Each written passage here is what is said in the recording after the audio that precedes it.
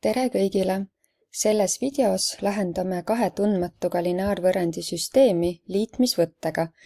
Liitmisvõttega võrrandisüsteemi lahendamiseks tuleb meil teisendada olemasolev võrrandisüsteem sellisele kujule, et ühe tundmatu ees olevad kordajad erinevates võrrandites on teineteise vastandarvud. Liitmisvõttega lahendamisel liidetakse võrrandites olevad sarnased liikmed kokku.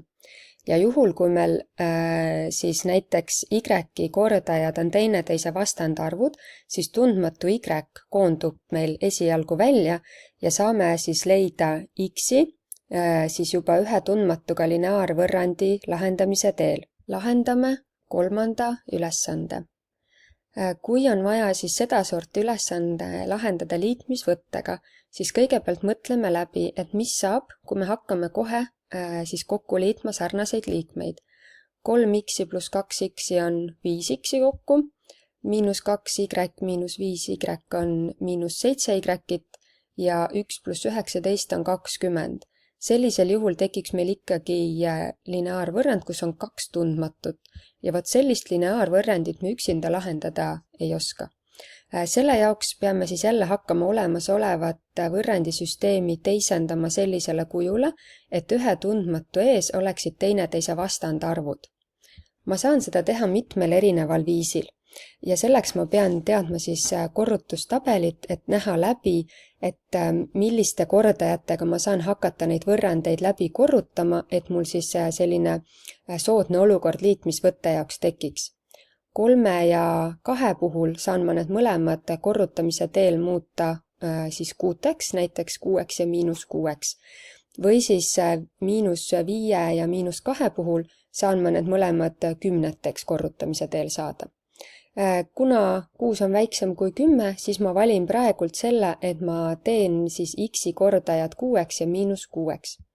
Et siia esimesse võrrandisse saada 6, tuleb mul 3 korrutada 2 ja mitte ainult 3, vaid kogu võrrand 2 läbi korrutada.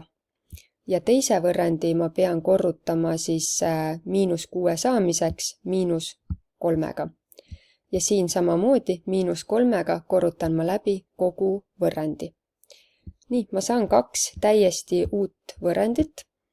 Korrutan 2, siis saan 6x miinus 4y võrdub 2. Ja teise võrrandi miinus 3 korrutamisel saame miinus 6x pluss 15y ja miinus 57. Kui ma nüüd hakkan sarnaseid liikmeid liitma, siis ma saan, et 6x miinus 6x on võrdne 0, ehk need liikmed koonduvad mul välja.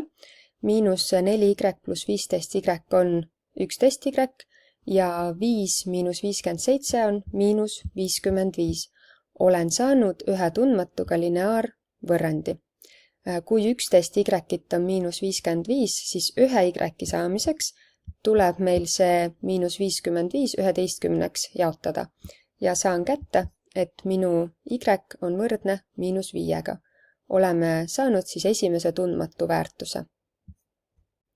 Teise tundmatu ehk x-i väärtuse leidmiseks asendan ma oma leitud y väärtuse ühte esialgsetest võrranditest. Siin ma valin asendamise jälle esimesse võrrandisse ja tegelikult ma võin seda teha ka teisega, aga praegult ma valin esimese, sest siin on minu jaoks justkui natukene väiksemad arvud ja võib-olla lihtsam arvutada ka. Nii, kui ma asendan, siis kirjutan esimese võrrandi uuesti välja. 3x miinus 2 korda miinus 5 on võrdne 1 ja hakkame siit x-i välja arvutama. Miinus 2 korda miinus 5 on pluss 10, viies selle teise poole saame miinus 10 ja kui arvutame ära, saame, et 3x on võrdne miinus 9. Jagame 3 läbi, sest meil on vaja ühe x-i väärtust ja miinus 9 jagatud 3 on miinus 3.